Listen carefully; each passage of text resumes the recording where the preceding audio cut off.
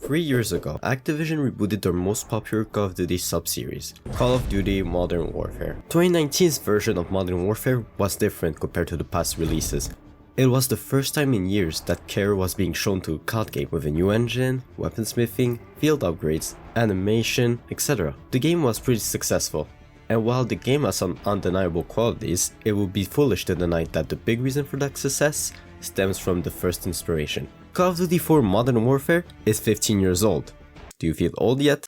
And yet, despite the age of the game, its effect can still be felt to this day. Whether you like this game or not, you simply cannot deny the impact it had on the shooter genre. And if you're like me and like this game, then stick around, because this game is not just good and unique, it's a fucking masterpiece.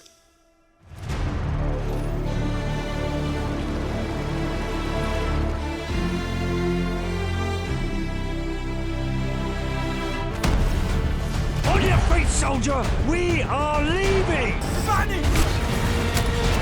Ship out. Hang on! You're still in.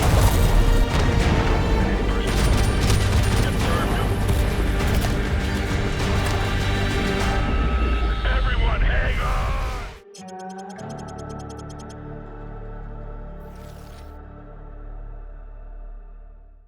The campaign of Modern Warfare might just be one of the best in the franchise. In an era that was dominated by World War II games, Call of Duty decided to step away from this historical event to go to uncharted territories, aka modern conflict. This allowed the developers to create an interesting narrative, because they weren't restricted in following World War II events, even if they didn't make exact recreations of them. That narrative freedom is what allowed Modern Warfare's story to be so memorable. Throughout the story, you play in the eyes of two different factions, the Marines under the boots of Sergeant Paul Jackson and the SAS under the boots of Soap McTavish, who became an icon of the Call of Duty franchise. You start the game with the latter protagonist. Complete the tutorial that serves as your assignment to the Bravo team. By the way, if I can point out something that this tutorial did and that is pretty underrated, is that at the end, they put you in front of an obstacle course that's supposed to test all the things you learned to do in that tutorial. I found that very neat. Anyway, because you joined the SAS, this means that you will partake in tactical missions, quietly assaulting a cargo ship, supporting troops from afar, stealth, you get the idea. While on the American side, you're knee-deep in battle, getting consistently pinned down using turrets, riding choppers, etc. It really puts the two perspective into contrast. But this isn't something special, multiple games have done this in the past. Out of all the things that separates this game campaign from the rest, the biggest one is pacing. Google defines pacing as to do something at a speed that is steady and that allows one to continue without becoming too tired. And COD 4 Modern Warfare has the best pacing in the series. If you have played games like Modern Warfare 2, you'll realize that you take 5 steps in one direction and all of a sudden it's in Modern Warfare though, every event, even the missions ordered themselves, are well paced. You go from stealth operation, to shooting outskirts, to taking place firsthand in combat. Calm moments, build tension, fight, release tension. This formula is used all throughout the campaign, and not only is it a winning formula, it's also one that is very well executed, because they have variants of it depending on the situation. I'll touch more on that later though. The other thing that sets this game campaign apart is the story, in particular how authentic it feels. Call of Duty is by no means a war simulator, the healing system makes it painfully obvious. But they didn't shoot for hero saves the people from the bad guys trope. Everything that is happening in this game are things that are very possible to happen in real life as well. A civil war due to two opposing ideologies? Possible. Other countries interfering and even doing joint operations or invading each other? Possible. Trying to kidnap a hostage to get valuable intel? Possible as well. But for you to understand what I mean, I have to tell you, I mean show you the story. Because if there is a big strength in Modern Warfare storytelling, it's implication. Like previously mentioned, a civil war between two groups of people is raging in Russia. In order to prevent other countries like the United States from intervening, one ultranationalist funds a coup d'etat in the Middle East country, organized by Khaled al-Assad. They succeed and execute the president of said country on TV, which leads to the US army invading the country trying to capture al-Assad. In the meantime, Soap, Price and the rest of Bravo team is infiltrating a cargo ship they suspect of having a nuclear package. Upon intercepting it, they realize that there is indeed a nuclear warhead, with Arabic instructions and details pointing towards Al-Assad being the owner of said package. After the success of the mission, they go in Russia to help the lawyers group after a deal they made with them. Got an informant to recover. The M21's on the other side of the hill. Not so fast. Remember Beirut? You're with us. I guess I owe you one. Bloody right you do. They help them fend off the ultra-nationalists, and in return, they supply them with the information on where the Russian informant has been captured. He's the one that supplied them with the cargo ship information, by the way. One thing to note that emphasizes the authenticity of this game is that even if you are an ally, doesn't mean that the other group won't try to cheat the system. In this case, Kamarov, the leader of the group, is trying to extend the help of Bravo Team beyond its original purpose. This way! Make it quick, Kamarov. I want that informant. Captain Price! My men have run into heavy resistance! Help me support them from the cliffs! What about our informant? Running out of time. Which has the side effect of pissing Gas off and threatening him to get the information. Be done. With a little bit enough sniping. Where is the informant? Что ты делаешь? Что с ума сошел? Where Что ты is he? делаешь? The house! The house of the northeast end of the village! Well, that wasn't so hard, was it? Now go sit in the corner. You get the information and go rescue the informant by shutting down the power inside the house and using night vision goggles to kill the enemies with ease. It's in moments like these where you can see the ambition of the game, only to be limited by the time period it was created. Because while this sounds awesome, you quickly realize that it's pretty limited in gameplay, and we will have to wait 12 years in order to fully accomplish what they intended with the reboot. The Americans already attacked Al-Assad! No, their invasion begins in a few hours. Why? The Americans are making mistake. They will never take Al-Assad alive! Their helicopter is shut down and they survive with the magic of plot armor. They're forced to flee on foot, but found out that there may be a bit too much enemies, so they request the help of an AC-130. Something to point out here is that unlike all the games that came after, you use the AC-130 following protocols. Crew, do not fire on any target marked by a strobe. Those are friendlies. You are not authorized to level the church. Do not fire directly on the church. You give information to the group, like you may have this engine of mass destruction in your hand, but you aren't encouraged to blow everything up. Even if you could do that, it's details like this that help differentiate games that feel authentic and games that feel like an action movie. Anyway, at the same time, the US launched an invasion of the Middle East country in question to try and capture Al-Assad. They believe he's in a TV station because he was broadcasting propaganda. They clear the building but stumble upon recording instead of the real deal. They don't give up though, and go check on the capital city where they believe he might have fled to.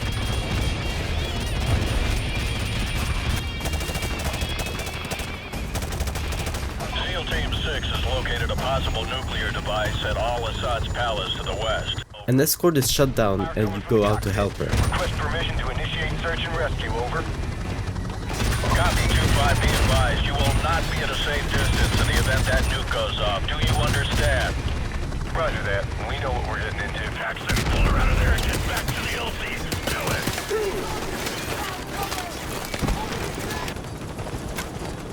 Outlaw, this is command. We have a probable nuclear threat in the capital. Proceed to the minimum safe distance until the all-clear is given by the NEST team. All U.S. forces be advised. We have a confirmed nuclear threat in the city. NEST teams are on site and attempting to disarm. I repeat, we have a confirmed Everyone, hang on!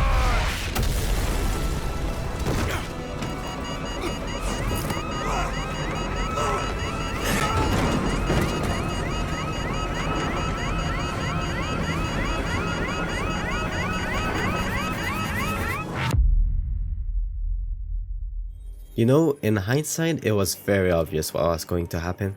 I highlighted the parts that gave it away so you can see what I mean, but judging by people's reaction during that era, it apparently wasn't very obvious. The nuke scene is one of the most memorable scenes in this franchise, because it doesn't tell you how destructive the nuclear bomb is, it shows it to you. You see city in ruins, the air dense and polluted, and your character hopelessly trying to survive just to collapse on the floor dying. They even added other soldiers dying in the remastered version. Show don't tell is the best way of storytelling. It doesn't disrupt the flow, it doesn't leave interesting bits behind, it really helps to create a strong narrative. The man is a coward, Captain Price. Al-Assad would never sacrifice himself. There is a safe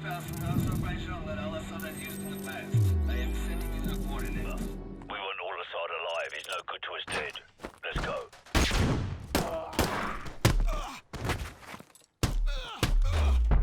When I was a kid playing this mission, I didn't think much of it. In fact, I barely understood the story. But now that I'm older, I just realized how contrived that plot point is. Like, you're supposed to tell me that one Russian guy has better intel than the entirety of the US Army? Where did they get this information from even? Well, I made some research on the development of this game and found out that 2 missions were cut from the final build, and it just so happens that these missions were supposed to provide you intel on the location of the warehouse. So it's sadly contrived, but understandably so.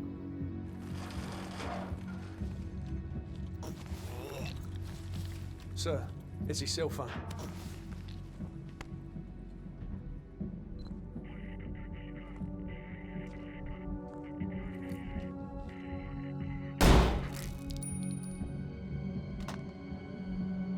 Who was that, sir? Zakhaev. Imran Zakhaev. The following missions are easily the best in the entire franchise, and there's multiple reasons for it, so I'm going to take a bit more time to explain it. You go 15 years in time in Captain Fry's memory, where your goal is to assassinate Imran Zakhaev. Chernobyl. Christmas for the bad guys.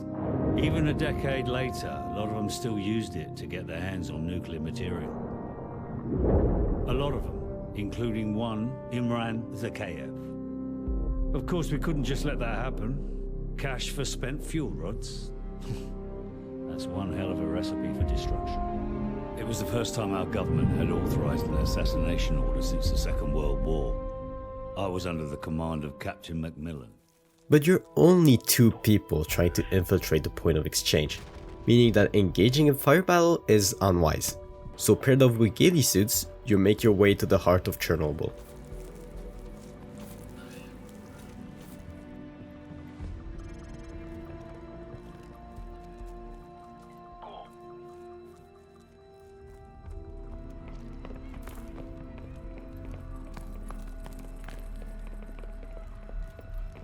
The atmosphere of the level is extremely well made. The buildings are in ruins, there is no sound, no sign of wildlife, everything is barren. Which makes sense cause, you know, it's Chernobyl. This creates an unnerving situation, because the wildlife that is present are the soldiers you're actively trying to avoid. Enemy helicopter, get down.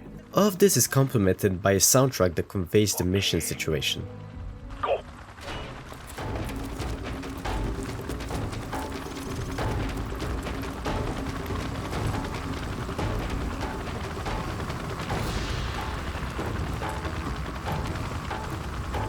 Let's go.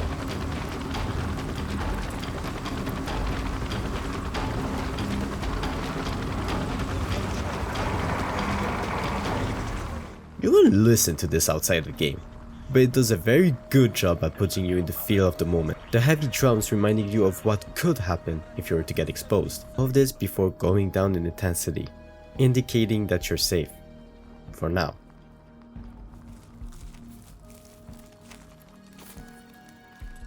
There's the hotel. We should be able to observe the exchange from the top floor up there. Let's move. Price, the meeting is underway. Enemy transport sighted entering the target area. You have one goal. One shot, one kill.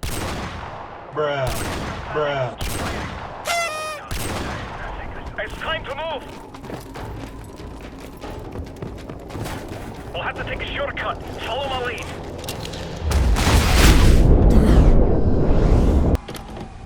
I guess this is the best time to talk about Veteran. Ready. UAV recon spotted. Scout ahead for an exit. Difficulty settings in games have always been a thing. They help you customize your gaming experience for your liking. But some games are meant to be fully experienced with higher difficulty. This is why the Souls games have no option to turn down the set difficulty. While you can turn down the difficulty in Modern Warfare and transform it into a pointless point-and-click adventure game, this isn't how you should experience it. Not because it's such a casual thing to do, bro, but because you lose all the immersion and tension that is provided with this difficulty. You should be pinned down by hordes of enemies, have to make progress by weakening the opposing forces one encounter at a time, and being capable to die from a single soldier. The entire context, sound design, cutscene, and level design ensures that you feel like part of a team, and Veteran makes sure that you're one man in an army instead of a one-man army. And nothing shows that more than this mission, because you blew your cover away, so you have to make a valiant effort to join the landing zone, while having Zacchaeus' forces pushing you. The whole premise is you trying to flee from an army you possibly cannot defeat. Even when Macmillan gets injured forcing you to carry him, the game will let you put him down wherever you want, so you can take cover while defeating the small patrols of enemy looking for you. Again, you're not aggressing, you're defending yourself. And the last section is easily the highlight of the whole premise. You manage to lose the enemy forces for a bit while arriving at the LZ, but in order for the rescue chopper to pinpoint your location, you have to use a beacon. No, not this beacon. This will reveal your position, so you start prepping the field with claymores and C4s. You place down your captain and the beacon and let hell get unleashed. Having a defense sequence can be either really easy or really difficult depending on one factor alone. Flanking routes. If there's one or two routes, you can easily defend a point because you just have to check on two angles from time to time. But here, the minimal cover forces you to be precise on your shot, because having just one single enemy sneak around your position is often a death sentence. And there's enough flanking rounds to make sure that you can't predict the position of hostile forces. Well, almost. There's this one spot near bumper cars that narrows down the flanking round into two, either at the Ferris wheel or at the bumper cars themselves. Although this is probably unintentional, that's why I decided to not use it for this time. And this sort of philosophy isn't only just applicable for this situation alone. Even when you're attacking the enemies, you always have extra flank routes where you can find weapons or have a certain angle on enemies, giving you an advantage over them.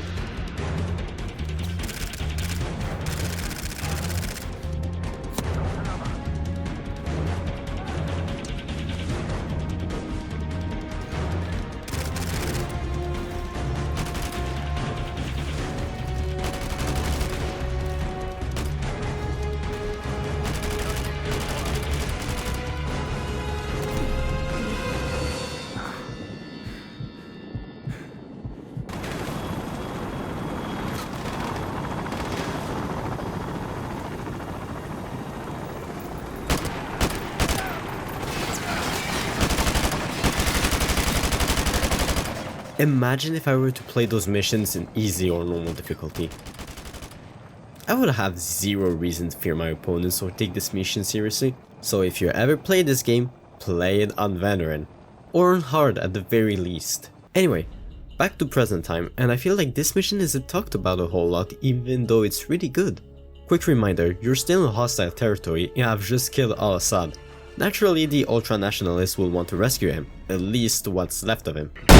But you're still vastly outnumbered and rely on a chopper to rescue you. Again. This time, however, you aren't two soldiers with bare-bone equipments, but an entire team that's using everything at their disposal to create cunning tactics. Sure, they're not exactly yours, but you still play a major role in their execution, and with enough flexibility in fact for them to not feel like scripted events where you must press A to move on to the next section. LLP this. You start undetected. This is a calm moment. You let the enemies climb up the hill. It builds tension. You fight and it gradually gets more intense. And you finally arrive at the chopper where you fly off. The tension is gone. It did what I talked about earlier, but in a much shorter scale. Now that the danger is out of the way, SAS, Marines, and Russian loyalists brainstorm a plan to try to find Zakhaev. The plan is simple. Find Zakhaev's son, Victor, for him to lead the team to his father. They take control of a rally point and disguise themselves as Russians to avoid any suspicions. After some complication, they manage to corner his son on top of the roof, and well... Fire! So, take his weapon and restrain him. Drop it! No! Kid's got some issues. Angered by the death of his son, Zakhaev threatens to launch nukes at the US, which creates another joint operation with the Marines to try to stop that. But because they had to make a couple impressions, this warns Zakhaev of what's coming, so he decides to launch the nukes first. Seeing this, the team makes a run towards the facility, reaching for ventilation and breaking in the control room in order to use a board close that will destroy the nukes in flight. Bravo 6, all warheads have been confirmed destroyed in flight. We got a ton of debris, but most of it's landing in the ocean. Something I found interesting with this whole deal is that you don't get a cutscene showing the missiles being destroyed. Whether this was intended or not, this portrays the action of saving a country of a big catastrophe like an everyday job. And well, when you think about it for 2 seconds, it is indeed their job. But it's not time for philosophy, because you still have to capture the big baddie. So you give him a chase through the roads of Russia, but enemy reinforcement is strong.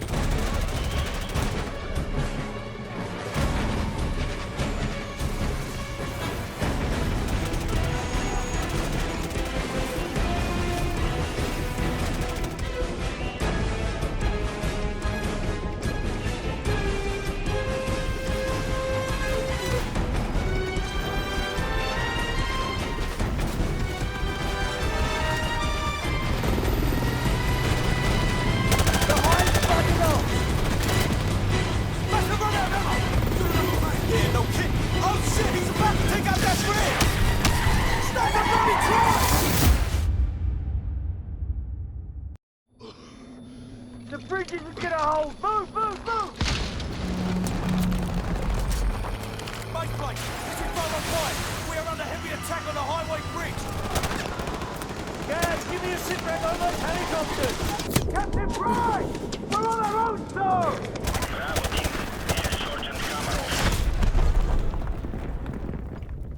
As you watch your fellow comrades getting shot, Zakhaev goes out to finish the rest of the group. While he's about to shoot you, a helicopter explodes, distracting Zakhaev long enough for Price to slide you a pistol.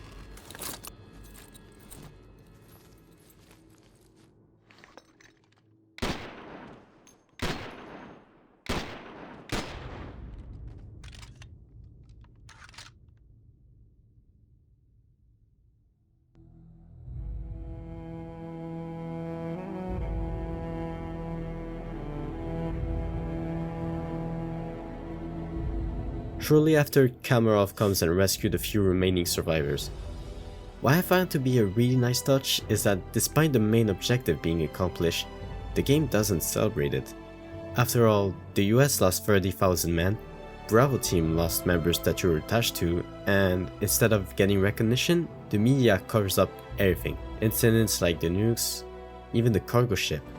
The Russian government released a statement today confirming a series of nuclear missile tests in central Russia. In other news, the search for a ship lost in the Bering Strait due to a major storm has been called off. Nothing you have done is getting recognized. No real justice has been made. There are just more dead bodies. And it seems that despite all of that, the world of modern warfare is in a worse place than when it started. And I think that's what makes this campaign so memorable. It doesn't confront you with morality directly, but you still think about it. It doesn't take sides, it doesn't try to create ridiculous scenarios or make you feel a certain way. It just created an interesting yet believable scenario that interacts with every type of player. Modern Warfare accepts you all with a package filled with memorable characters, implication, pacing, and authenticity, making this campaign a masterpiece.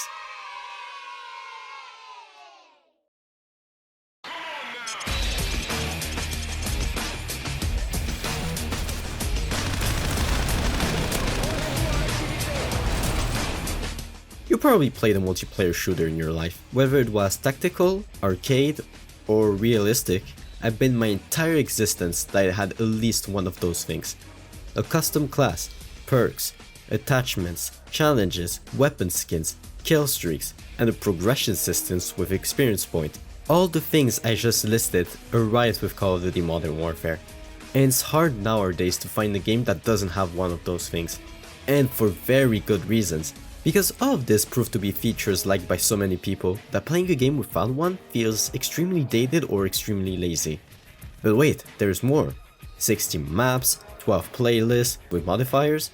This is something that the current AAA game doesn't even provide. And this game came out in 2007. Although having a lot of maps doesn't mean anything if they're not good. But thankfully in this case, they are good. All the different layouts means different styles of matches. Chaos is small, but with very slight verticality, making for chaotic and fast action matches. Broadcast is vast, with open rooms, narrow hallways, and an exterior allowing for all of the classes to be viable. Bog is small, but with very long lines of sight, and with another lane on the left allowing for closer combat ranges. And this dynamic of small but vast is something that is rarely executed correctly in a lot of games. I've seen a lot of people bitch about brain-dead 3-lane style maps. Go left, middle, right. Left, middle, right. Left, middle, right. Left, middle, right. God fucking damn it, do something creative! Where you essentially pick a lane and make a run to the other end, defeating everyone in front of you. While I agree that this kind of gameplay is just mindless fun that gets tiresome after 30 minutes, I would argue that it's not the 3 lanes themselves that are the problem, but the map forcing you down those 3 lanes with no deviation or extra routes. Here's 2 examples. Bug is not even a 3-lane map, it's a 2-lane. You can move around so freely. There is decent amounts of cover spots, hills and holes that doesn't leave you running out in the open for too long. Or even better, look at Crash, arguably this game's best map. It has 3 lanes and yet it never feels like you're restricted, because you can make a cut here, you have 5 power positions with the middle one being flankable because it's the most advantageous one, a couple covers so you never have to sprint too long in the open, and once again this means that all classes are viable, as long as you plan your route according to the class you choose, which seems to be a skill disregarded by the community nowadays that only seem to crave aim trainers with real people instead of bots. Which brings me to my next point, variety in playstyle. This is something we saw a lot before, but that became more and more scarce the further down we go, with people's desire to be ultra sweaty and have the best class possible, as well as the developers lacking balancing skills. Not to say that Modern Warfare was totally balanced. How can we forget the M16 and its insane damage output capable of putting you down with 2 bullets out of the free burst. But beyond the M16, was there any other gun that felt like it couldn't compete? That were so useless that picking them up made your game an instant challenge? Not really. And the beauty of it all was the perks, although some were undeniably annoying without serving much of a purpose other than being a piece of shit. The majority of them were capable to take a class, patch some weaknesses up, and allow for interesting ways to play it. For example, Juggernaut Steady Aim, essentially making you tanky with more accurate field fires. Now, you wouldn't want to pick this on a bolt-action sniper rifle, because chances are you will be at a distance, or even if you're quickscoping, you will never be hip firing, unless it's an emergency. But on an auto shotgun? Yeah, you would. And you'll make decisions like these for a lot of the guns. For example, let's make a class. Today I'm a bit tired, so I'm not interested in fast action, quick reflex and movement gameplay. So I would choose an assault rifle with a lot of range, like the M16. The M16 is a free burst weapon with incredible damage output and stability, making it a medium to long range beast. I won't need to put stopping power on it, because the gun already does a lot of damage, and since I plan on being at a far, I can aid myself by putting either an ACOG or a silencer. And UAV Jammer assures me that the only way that someone can find me is by either hearing me or seeing me instead of looking at the radar. So I have the freedom of choosing a real location that the enemy won't check. I won't be close to pick up their weapons, so Bandolier can help me survive longer without running out of ammunition. The last perk is more or less a question of what type of playstyle did I choose, and the only thing really fitting for me realistically would be deep impact, so I can shoot through surfaces with much more ease. This is the thought process for a single class, and what I choose isn't necessarily the best possible class for the M16, but what I described is just the best possible class for the playstyle I choose, aka maintaining a choke point at the far. I could have chosen Overkill and Extreme Conditioning for an hybrid of close to mid-range scenarios, and it would have worked just fine. Another aspect that is extremely underrated is the invisible barriers, or lack thereof. When I was a kid, I would often spend time alone trying to climb up small walls, to go to roofs, or doing parkours just for the fun of it. I would use that knowledge to create new flanking points or lines of sight in the game. But when Advanced Warfare came out, those things were restricted. Thankfully, Infinity Ward seems to have realized this and have toned down the invisible barriers for COD W 2019. Although sadly, the community seems to not have the same appreciation for things like this.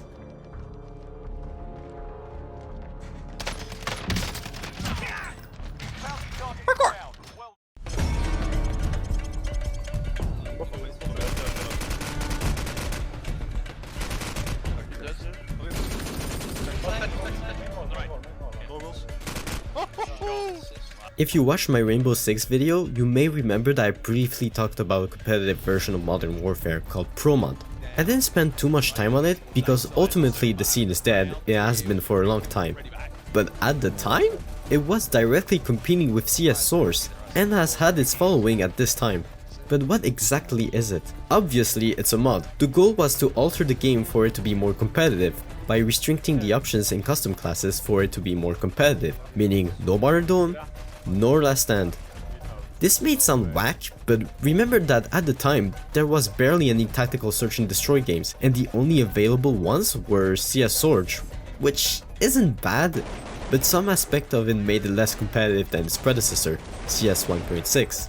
And honestly, it worked. Matches had their fair bit of strategy. The good map design allowed for skilled players to traverse and flank properly. The modification made it less frustrating to die because it's usually you making a mistake rather than a cheap gimmick. Pro Mod isn't even the only mod you can have. You can have other things like Star Wars or even single player mods that creates entire missions, and it's pretty impressive despite being limited to the fact that it's, you know, a mod. I won't lie though, experiencing these multiplayer mods is really difficult because you either have to set up a server yourself and incentivize people to join it, or have to be lucky and stumble upon one. And console players will probably never experience such a thing for obvious reasons, but also because it's an old game that requires you to still own a PS3 in working conditions, and even then the lobbies are really laggy. Combine that with the fact that this game is dated with poor color palettes and not the most refined of controls. Such a gem, combined with Activision greediness, ultimately created the double-edged sword that I'm about to show.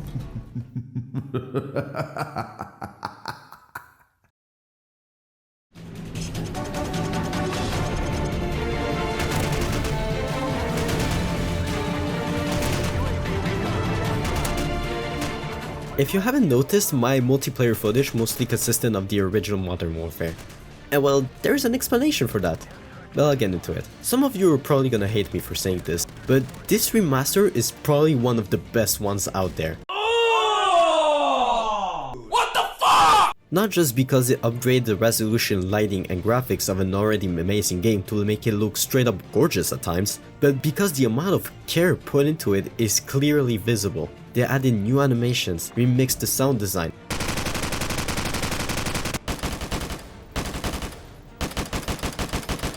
added some cut content, added new cheat codes that you can find with Intel, and even added Easter eggs on top of it. And this feels way too rare to say it, but they did make some changes to the core game like removing perks, etc. And of course, it's Activision we're talking about. The game came out the same time as Infinite Warfare, who is known for having one of the most disliked video of all time. Call of Duty Infinite Warfare reveal trailer. Gosh, what an amount of dislikes. Nearly 4 million dislikes from a series that sells an obscene amount of copies every year. So when they saw this, Activision forced MWR to be bundled with Infinite Warfare in order to boost its sale, and it's very apparent that it worked. Even when it became a standalone product, the game started to receive loot boxes, and if it was just cosmetic stuff, it would have been a bit slimy, but fine. But they had to include new weapons, some ranging from okay to straight up overpowered, with the cherry on top, reselling old DLCs at a higher price than what they used to be in 2007. Doing this fucked the game reputation really hard, preventing you from admiring the qualities of it. If you want to play Modern Warfare and are on console, I would say go for the remaster. You can easily find copies for sale and the player base is still somewhat active. If you want to play Modern Warfare and you're on PC though, then forget it.